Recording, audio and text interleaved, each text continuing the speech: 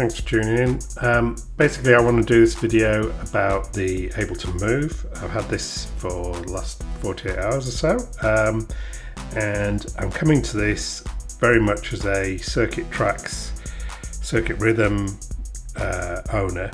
So rather than just an unboxing or review, I'm going to try and give you a little bit of an overview of this and my first impressions really as a Novation Circuit user.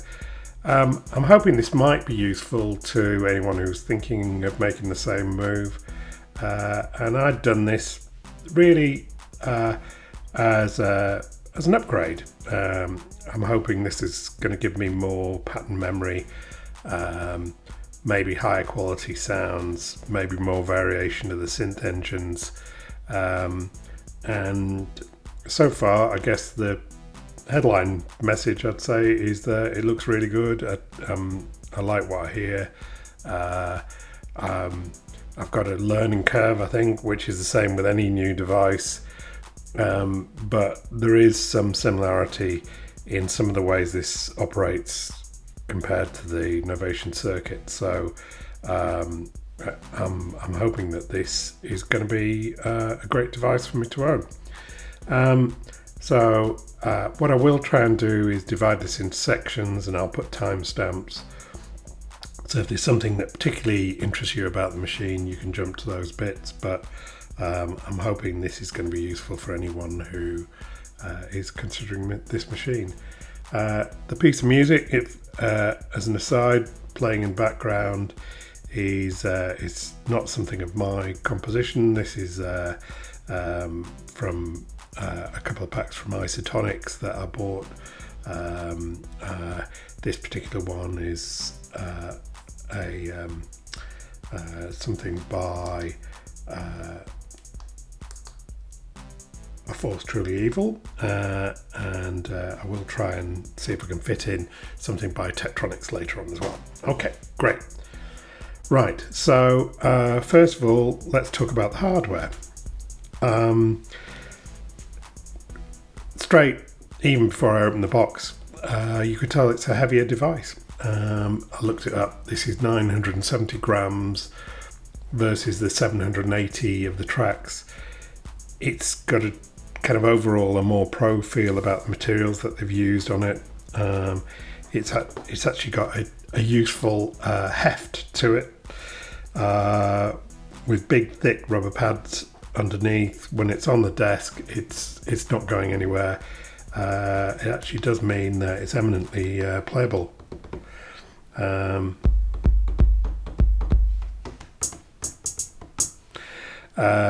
The pads, because of the extra width, are spaced out a bit more, much easier to play with big hands. They've got potentially, I think, a bigger dynamic range than the pads on the Circuit Tracks.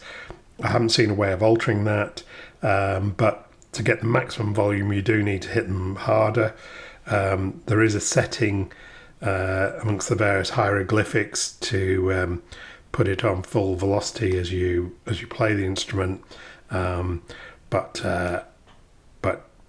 yeah, I'm sure I'll get used to the hitting the machine harder, and certainly it encourages you to do that with the build quality, which I think is generally better. Just about their labels, there's no writing on the device itself. A lot of it are small pictures which represent the various functions, probably very familiar to Ableton users, but currently don't mean a great deal to me. I've got a learning curve around getting the hang of those, but most of the functions do seem to make sense. The screen is a great addition, and many of the pots actually are labelled, so when you touch them, they actually do come up with the which particular parameter they're controlling, depending on whereabouts in the user interface you are. So that's great. I guess an instant thing is that it has Wi-Fi built in. So immediately it upgraded the firmware to 1.6. I've had a further upgrade to 1.7 since then, which has added additional features which I probably won't have time to cover just now. But essentially, Ableton seemed to be adding extra functionality to the device already. So, I'm delighted with that. I do understand that this apparently runs on a Raspberry Pi. There's a video I've already seen of somebody upgrading the SD card inside, and there is talk of basically there being an open source firmware potentially that might add extra functions to it, but I'll put a link to all that. Certainly, I think if Ableton keep updating as rapidly as they have been doing, then I'm not sure that there'll be much need for me to do that. Just in terms of ports and other connections, I don't know if the camera will focus in on those. There's a USB-C that's also used for power in and for MIDI connections to a computer. There's a USB-A that you can plug a USB MIDI keyboard straight into, but also will receive USB audio. And on the other side, there's a 3.5mm audio in and a 3.5mm audio out next to the power socket. No SD card, but I think the idea is that you use the Wi-Fi to load and change over the various sets, which is what Ableton calls projects or songs, and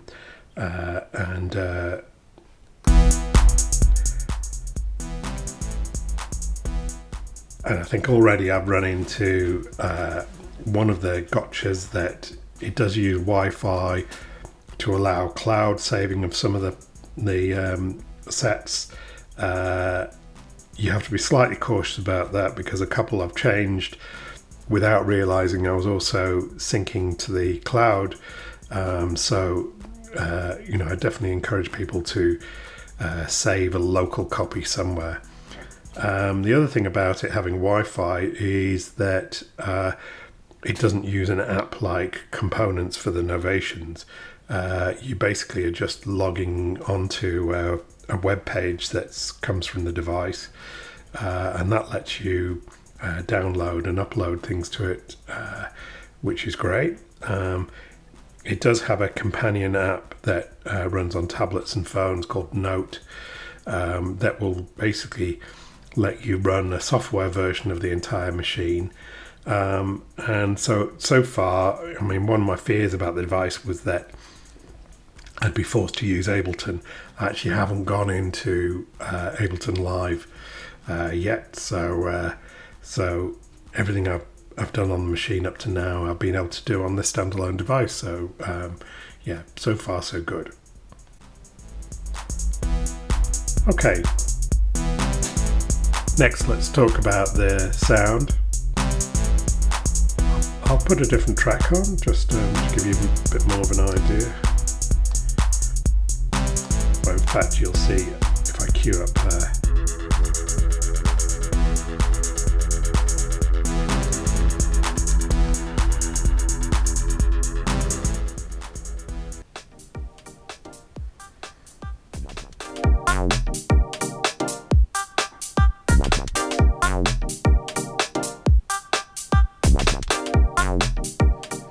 this bit of speed garage from Techtronic. Interesting, I guess I've just hit on this one, but you'll see talk about how it's only got 4 tracks. This is one track playing everything on a drum set. So if I just pause it,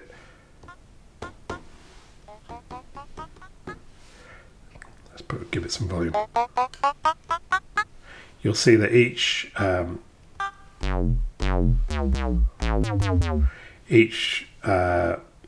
pad on the left hand side represents one of the drum samples,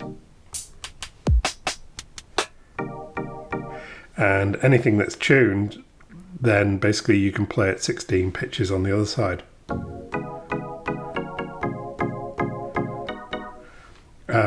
and you can, if you really want, have melodic sounds in all 16 of the drum pads and basically play tunes back on this. So you've kind of theoretically got a 64 voice polyphony if you can do your melodies within 16 notes. I think once you start using the synth models on the other parts, some of those use different amounts of voices, so that you don't always get the theoretical maximum polyphony. But I don't think polyphony is going to be a problem on this. Let's try and put something as well that has some other patches. So there's a 909. What I'm showing there, you can see as I'm altering the pressure on the pad,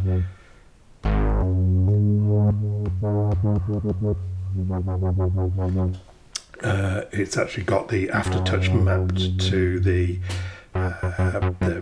frequency of the filter, and so you can come up with some very expressive sounds. Let's see if I've got something else that I can show that off with.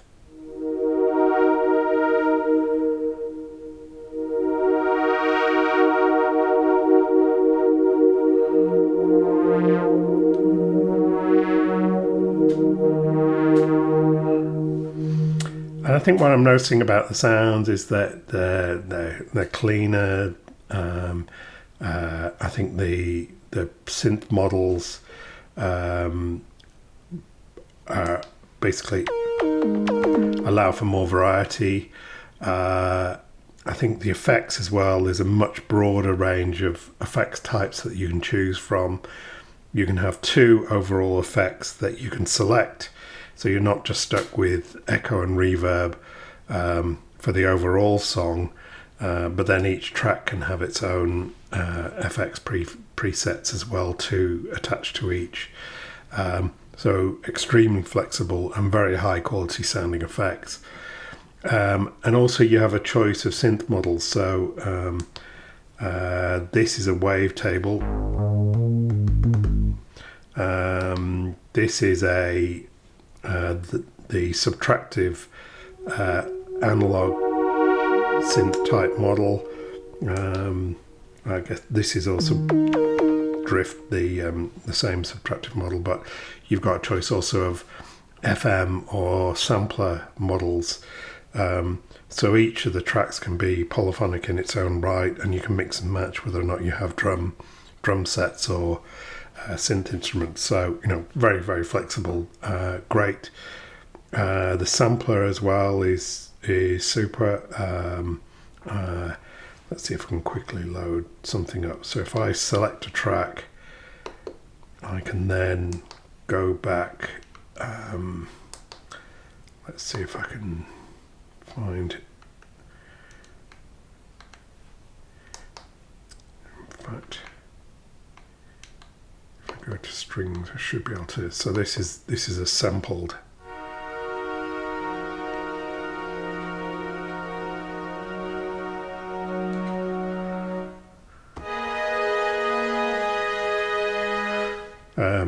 Polyphonic again, and a great selection of samples actually built into the presets, and with the ability to add your own to it as well.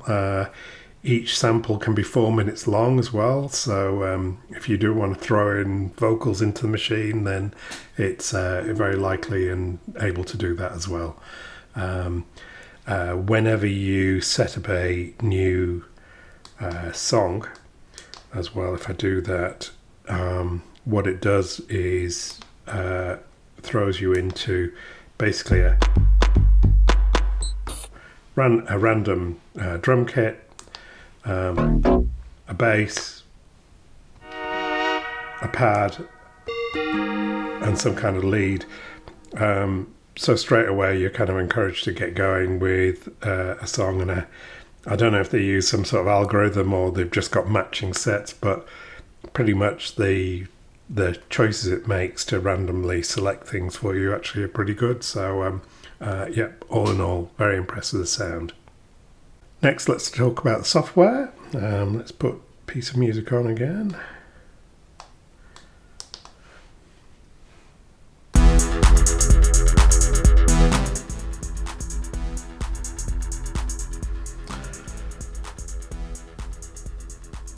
Coming to it from the tracks, it is surprising that you've only got 32 sets available.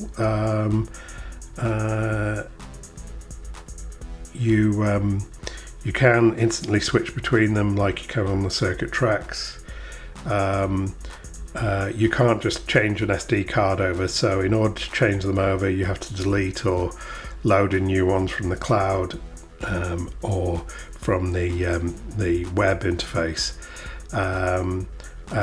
which can make it easier, but there is the risk of overwriting things that are in the cloud saves if you're not quite sure as to which is which. But on each of the sets, it actually does indicate whether or not they've got a cloud save on them as well by a little cloud icon. What else can I say about them? I think the striking thing as well that I noticed is that there's no song mode as such. So really what you're encouraged to do is to chain a series of patterns and actually select them manually yourself, but there doesn't seem to be a way of automating that process, unless there are Ableton users who are shouting at their screen saying, oh no, you just do X, Y or Z. Well, I haven't found it so far. And it does look like you're limited to the 8 group of sets as well. I kind of imagine that you'd be able to keep going to one side, and I haven't yet filled up a whole screen of sets yet to see if you can continue to add more. So if I am going to do songs on this machine, you're either going to see me having to manually remember and select groups of patterns, or I'm going to have to do more limited songs potentially. But let's see what happens. I'm sure some of that is still part of the learning curve.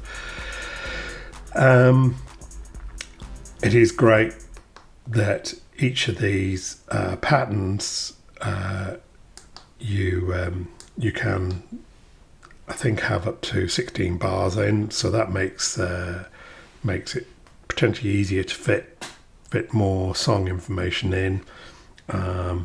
I do also really like the layout of the instruments. This is the thing that basically Ableton call a fourth layer,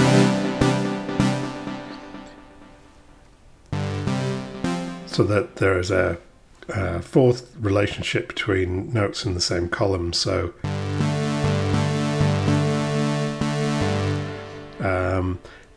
it probably makes a little bit more logical sense to me, because I come from a bass guitar background, so I'm instantly finding this a bit more playable than the chromatic layout on the tracks. So that's been a good thing. I do like the way that the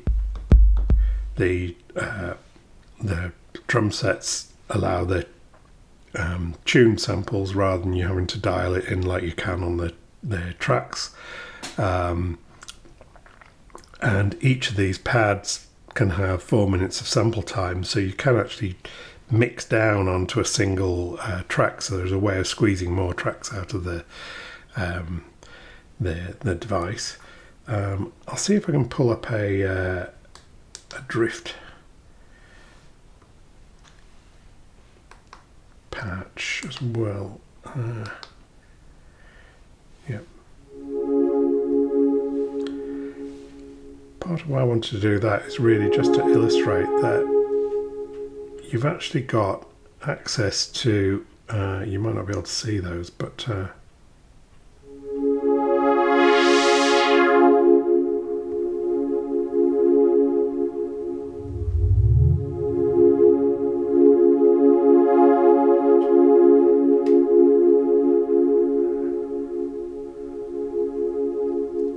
synth parameters actually directly, so you can do a lot of synth programming actually directly on the machine without having to go to any other app. Just great, you know, straight away just from the internal presets I've already been able to come up with a few variations on that, so you are very encouraged to do sound design.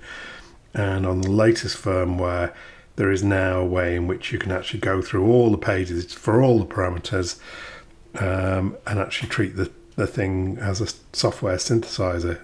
A fair amount of menu diving to do a full patch, but definitely is there is a chance of doing that.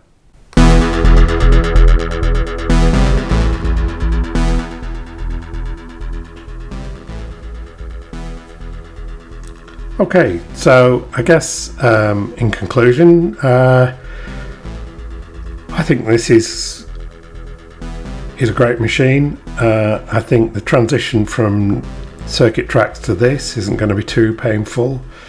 The quality of the hardware and the improvement in sound quality, I think, are worth the price of admission just by themselves. I've already had a quick go at taking the USB straight to a circuit tracks, and if nothing else, this is a fantastic 4-part multi-timbral circuit tracks add-on with polyphonic samples and better synth models.